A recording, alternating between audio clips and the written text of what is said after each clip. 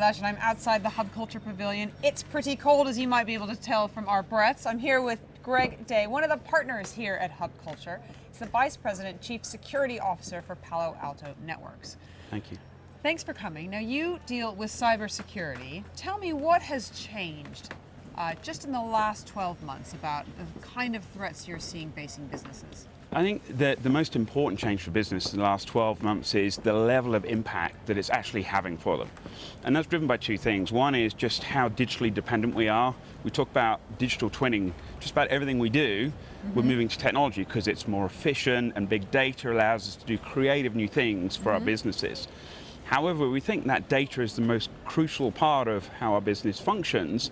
Attacks have really changed. And what we've seen is, rather than just trying to get in to disrupt us, more and more now what they're doing is getting in and taking that data away from each business so they can't function. It's called ransom or ransomware.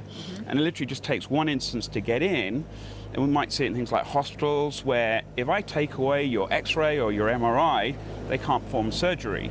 Likewise, in a bank, if I can't get access to customer information, I can't deal with that customer or drive revenue.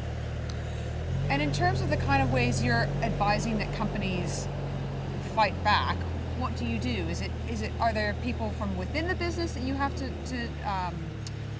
train, or is this sort of an entire everyone surrounding the business? Absolutely, I think it involves everyone, and I think what's really changed in the last year or so is we've moved from this being almost like the technology problem that the IT security and IT people solved to this being a much broader business problem. We're seeing new legislation coming out across Europe that's really moving this to a board level discussion. And in the same way, I think boards are realizing this has real impact on their P&L, and so wanting to get more involved in the discussion. But the challenge is the very technical language. So actually, we've released a book called Navigating the Digital Age, which is a real reference guide for board members, executives, to help demystify all of the technical terminology and share best practices and experience from their peers around the world to help them get their heads around what it is, what it means to their businesses, and the sort of questions they should be asking of their own staff. So give me an example of best practice. Tell me about a story of a company that you think has done it really well.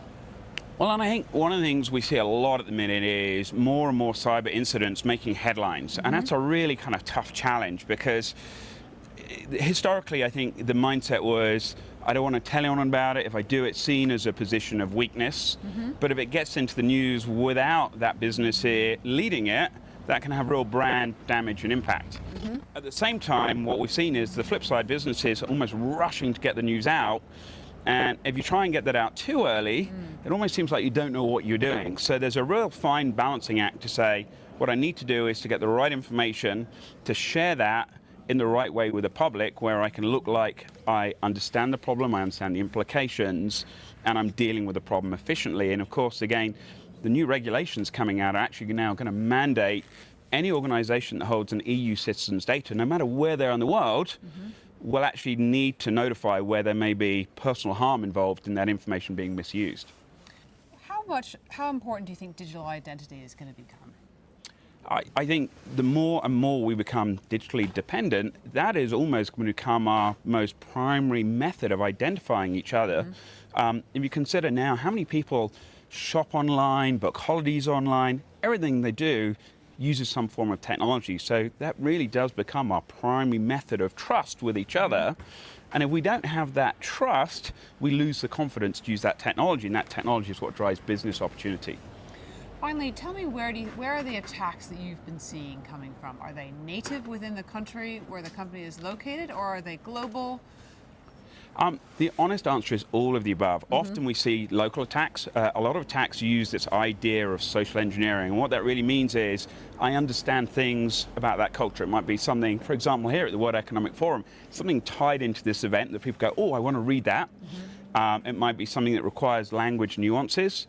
At the same time, though, we do see some of the more organized or nation-state attacks that could be specifically cross national borders, either to steal corporate information or understand more about political landscape. So it really is a global phenomenon. Thank you so much for stopping by the Hub Culture Pavilion. In fact, you're here all the time. We are indeed. Thank you. We appreciate it. Thank you much, Greg. I'm Edie Lush.